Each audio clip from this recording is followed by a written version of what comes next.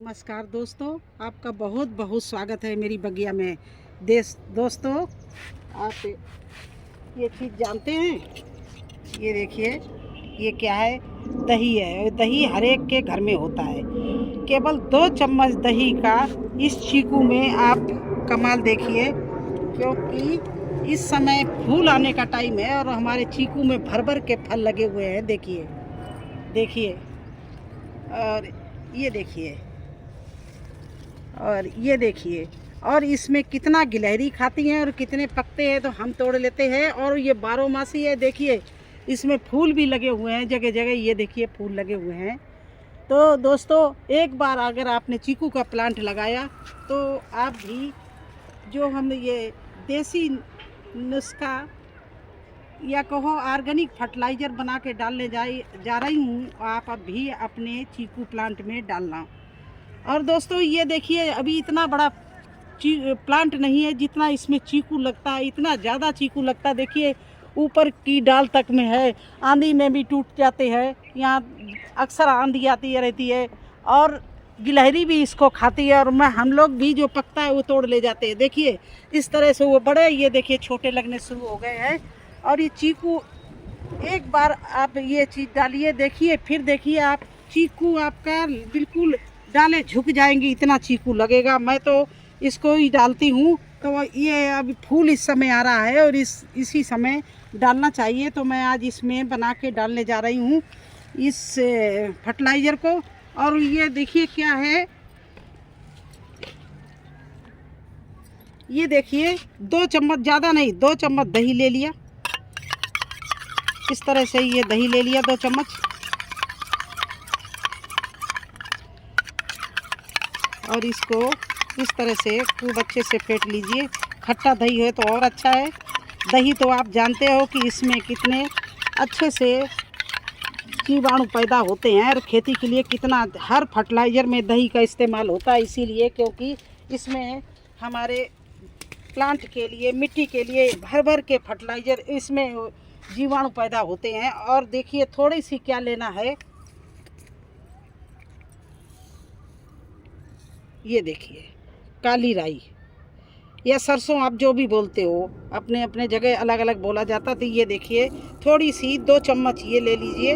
और फिर क्या करना है, मिक्सी में डाल के इसको पानी के साथ में पीस लेना है। इस तरह से सरसों को पीस लेना है। और ये दही को और सरसों को एक बाल्टी में इस तरह से दोनों चीज़ें मिला लीजिए। देखिए,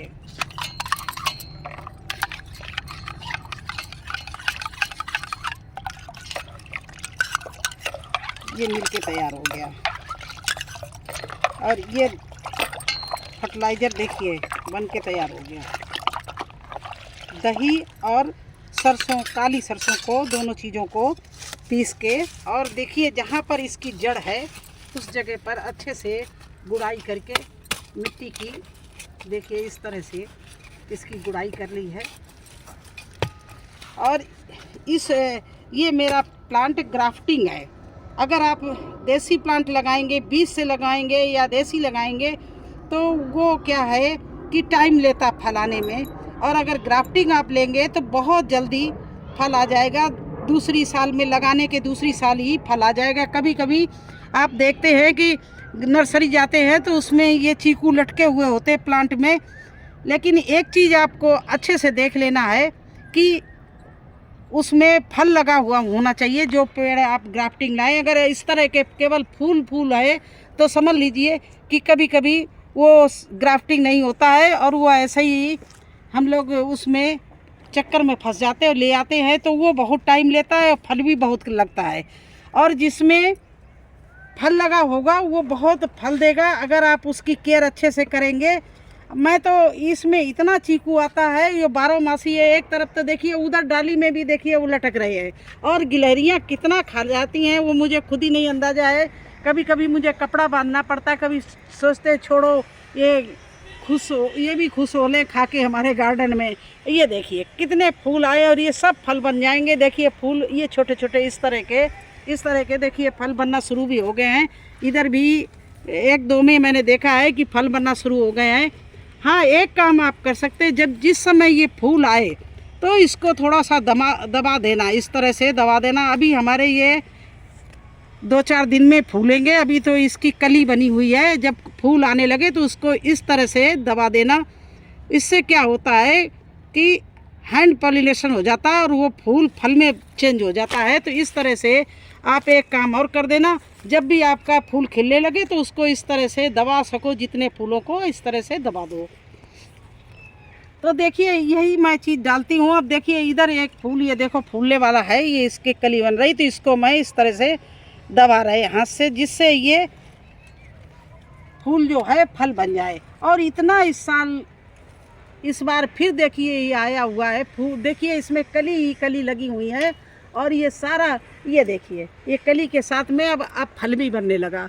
ये देखिए ये छोटा सा फल लगा हुआ है, ये दिख रहा होगा, ये देखिए।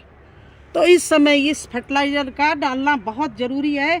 तो चलिए डालते हैं, किस तरह से डालना है। देखिए ये बना के जो तैयार कर दिया, इसको इस तरह से मिला लिया दही और सरसों को, और इसको गिलास भर भर के 2-3 गिलास मिट्टी इसके आसपास जड़ में डाल दीजिए, गुड़ाई करके। जड़ को छोड़ देते हैं। हम हर बार यही बताते हैं कि कोई भी फर्टिलाइज़र डालो, देखो जड़ इसकी ये है, और इसको डाल हम यहाँ से रही है। ये देखिए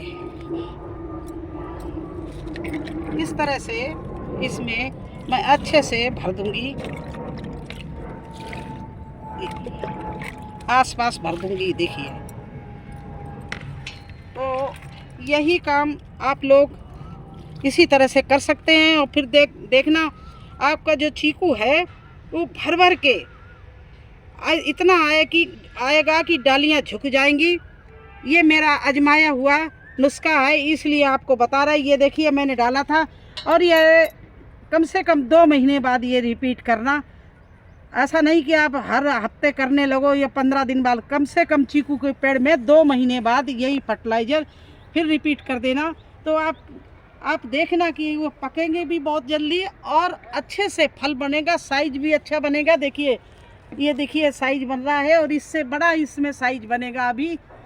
तो आप लोग इसी तरह का फर्टिलाइज़र एक बार ज़रूर बना के देखिए और फिर मुझे बताना, क्योंकि मैं पहले अपने गार्डन में अपने प्लांट में यूज कर लेती हूँ। इसके बाद आप लोगों को हम ये वीडियो बना के दिखाते हैं। आप चलिए दूसरे प्लांट में भी मैं दिखा रही हूँ।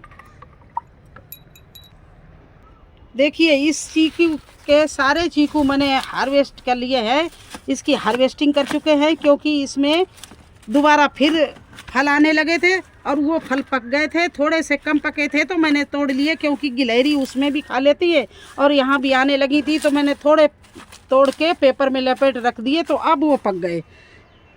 और इस तरह से प्लांट में मैंने मंचिंग कर दी थी नहीं घास की। अब देखिए यही फर्टिलाइज़र हम डाल रहे हैं इसमें भी, और इसमें भी अब कलियां आना शुरू हो गई हैं। और इसमें भी देखिए चारों तरफ से, ये देखिए इसमें भी फूल ही, ये कली ही कली आ गई है चारों तरफ से। देखिए ये देखिए हर डाल में इसमें। और ये तो हमारा बहुत बड़ा और बहुत पुराना पेड़ है, इसमें तो हर साल बहुत अच्छे से चीकू लगते हैं। तो ये देखिए कितने अच्छे से इसमें कलियां आई हैं। देखिए ये फूल और कली आ रही हैं। तो इस तरह से इस समय इसको फर्टिलाइज़र देने की बहुत ही आवश्यकता थी, तो मैंने सोचा चलिए मैं आपको भी ये दिखा दें। और इसके बाद ये घास हटा दे रहे हैं, घास की फिर मंचिंग कर देंगे जो पत्ते, जिससे ये ज़्यादा धूप में नुकसान नहीं इसको होगा, क्योंकि अभी भीषण गर्मी आगे पड़ेगी। तो इस तरह से फर्टिलाइज़र डाल के फिर इसको मंचिंग कर देंगे। और इसमें भी देखिए इसी तरह से ये मैं दही और काली राई को पीस के फर्टिलाइज़र बना के और इसे दोबारा इधर ये मंचिंग कर रहे हैं। देखिए इसमें ऊपर से फिर पत्ते डाल दिए हैं। एक तो इससे सूखता नहीं, पेड़ की जड़ नहीं सूखती है। दूसरी बात है ये खाद पानी पड़ता रहता तो ये अच्छी से खाद बन जाती है, तो पौष्टिक तत्व भी मिलते रहते हैं। इसलिए पत्तों और घास से मैं मंचिंग कर देती हूँ। और इसमें सारा मैं जितना था अब डाले दे रही हूँ।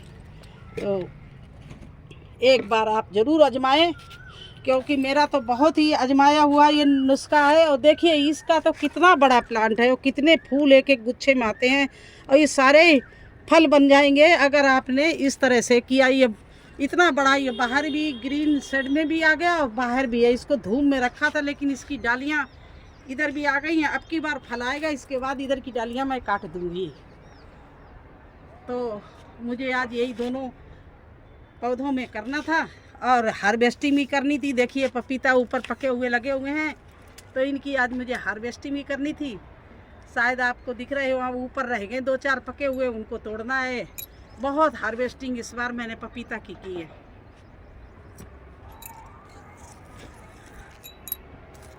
और देखिए तोड़ भी ले रहे हैं इस समय।